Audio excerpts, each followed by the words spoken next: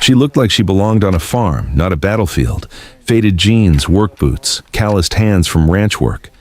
But when Maya Chen picked up that unfamiliar rifle and made an impossible shot at 4,200 meters, everyone realized they'd been looking at this small-town girl all wrong. The question that haunted them wasn't how she made the shot. It was who she really was and what she'd done to earn the call sign that made enemy snipers disappear in the night. Maya's weathered pickup truck kicked up dust as she turned off Highway 25 toward Copper Canyon shooting range. December air carried winter's bite, and the Wind River Mountains stood like silent sentinels against a pewter sky. She'd made this drive every Wednesday for 8 months, always arriving early to avoid weekend warriors who treated the range like their personal playground. At 26, Maya Chen looked older than her years. Dark circles under brown eyes that had seen too much, black hair pulled back in a practical ponytail, lean build from hard work rather than gym memberships. The shooting range had become her therapy, recommended by Dr. Marcus Webb during their sessions. Pete Garrison emerged from the range office, gray beard streaked with white, Desert Storm veteran ball cap pulled low. He'd run Copper Canyon for 18 years. "Morning, Maya," he called out. "Cold enough for you?" "Just right," she replied, shouldering her rifle case. Her grandfather Chen's words echoed in memory. "A rifle is not just a tool, little one. It's responsibility made manifest." 4 college-aged men were unloading expensive gear from a new SUV. Jake Morrison stood at the center, blonde hair perfectly styled, wearing fresh camouflage. "I'm telling you, Tyler, it's all about the equipment," he was saying to Tyler Brooks, a nervous young man with thick glasses. "My father's new Barrett M82 could put down an elk at 900 yards easy." Connor Walsh nodded enthusiastically while struggling with a heavy rifle case. "Jake's been shooting since he was 10. His family owns half the hunting lodges in Johnson County." "Excuse me, miss," Jake called to Maya with condescending politeness. "Are you here for the beginner safety course?" "My buddy Tyler might need company in the remedial class." Maya met his gaze with steady eyes that had stared down Taliban fighters. "I'll manage," she said quietly. Inside, Linda Garrison smiled from behind the counter. "Your usual lane, honey." Maya signed in and paid for lane 20, the farthest from the college students. Her weapon was a simple Remington 700 that had belonged to her grandfather, wooden stock worn smooth by decades of use. "Range is hot," Pete announced over the loudspeaker. "Maximum distance today is 1,200 yards due to atmospheric conditions."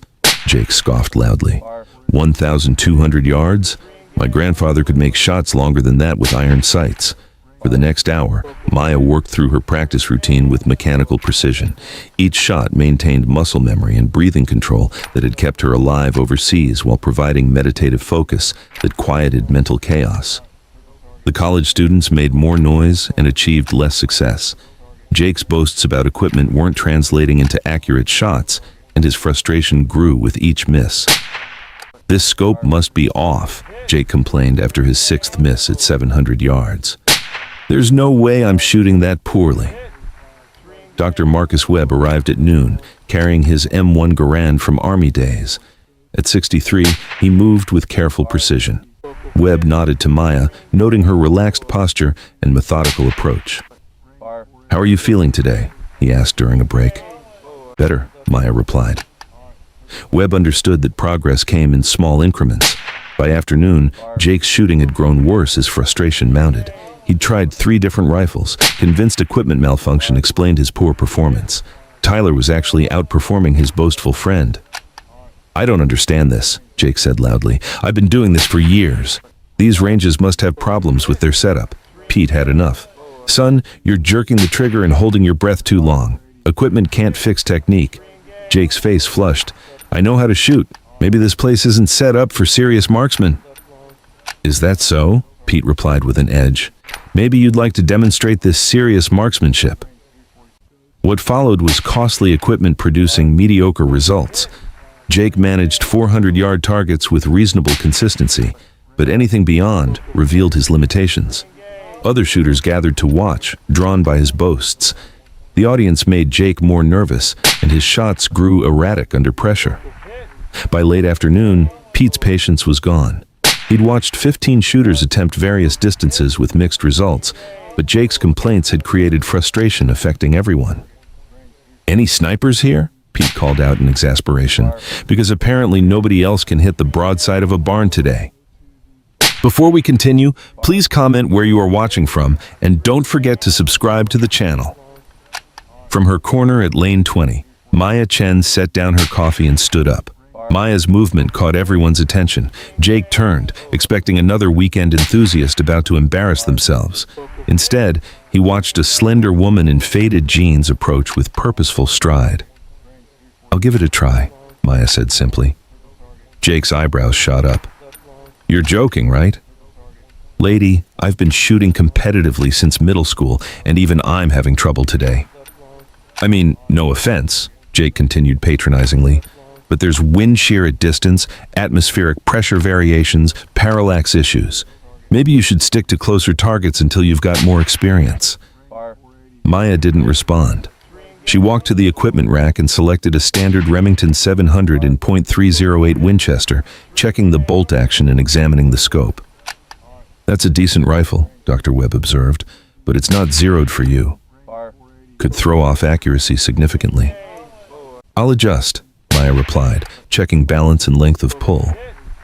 Pete moved to the control station. "What distance you thinking?" 4,200 meters, Maya said without hesitation. Complete silence. Even Jake stopped fidgeting. 4,200? Connor squeaked. "That's over 2.5 miles. 2.6 miles, actually," Dr. Webb corrected, studying Maya with new interest. Jake laughed uncertainly. "This is ridiculous. Nobody makes shots at 4,200 meters without specialized equipment, perfect conditions, and years of training." Pete looked uncertain.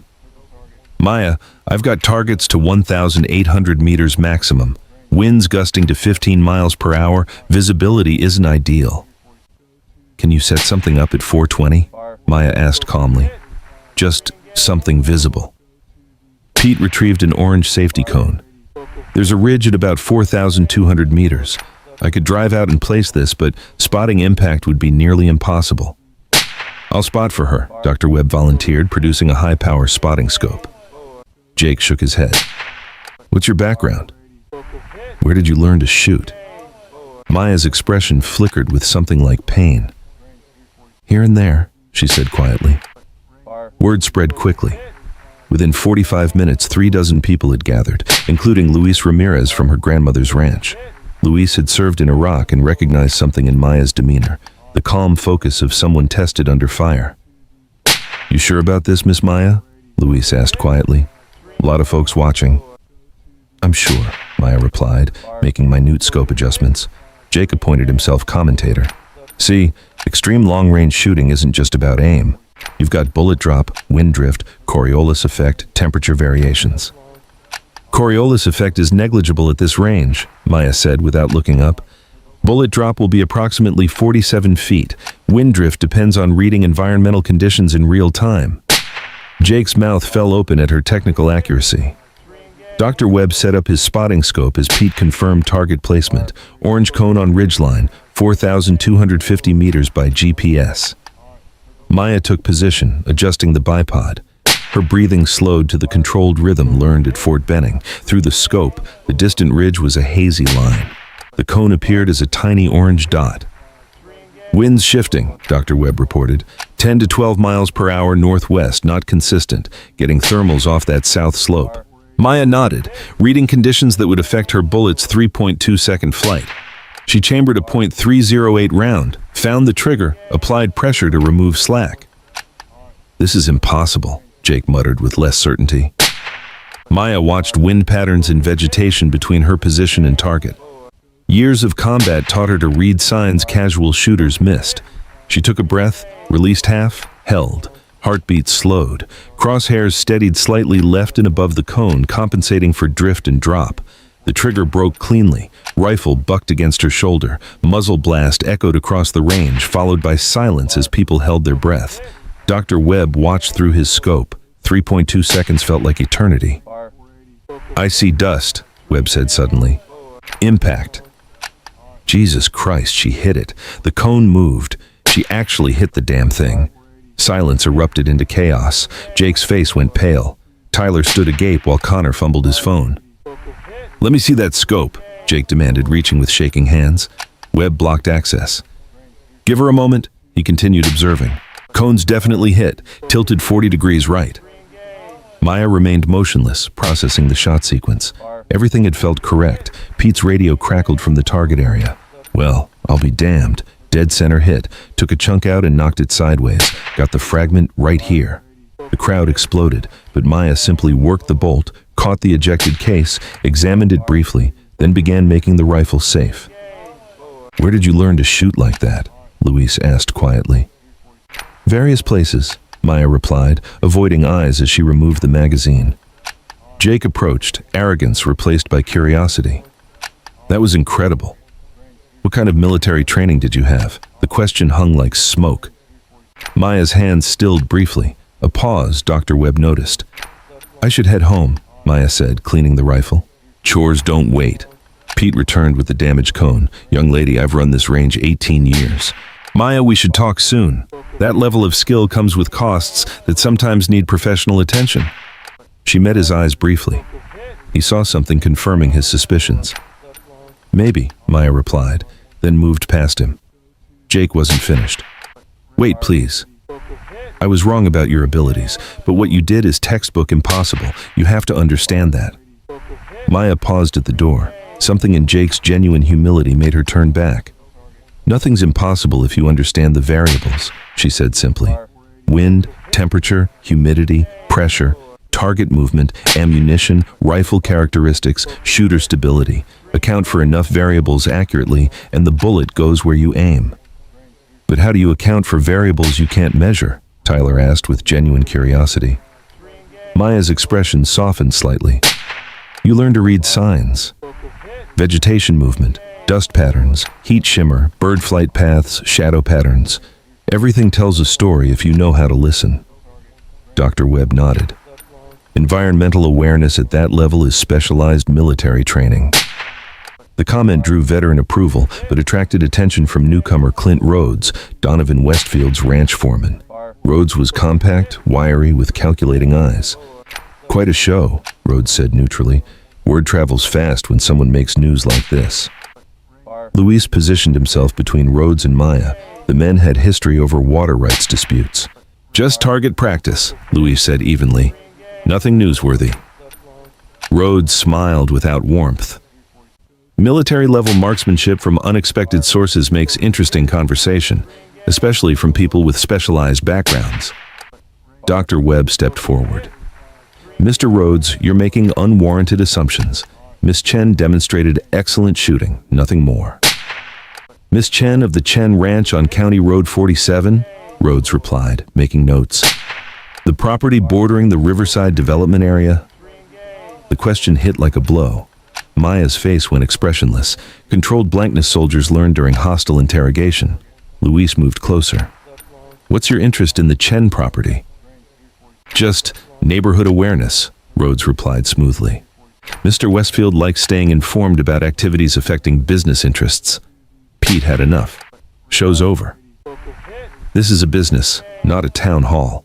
If you're not shooting, clear out." The crowd dispersed, but Rhodes lingered, studying Maya with calculating assessment. She met his stare directly. "Give my regards to your grandmother," Rhodes said, departing. "Rosa Chen's quite a community pillar. Shame if anything disrupted her peaceful retirement." The subtle threat was unmistakable. Luis stepped forward, but Maya caught his arm. "Thanks for the message," she said levelly. "I'll pass it along." After Rhodes left, Dr. Webb approached again. "That wasn't about shooting.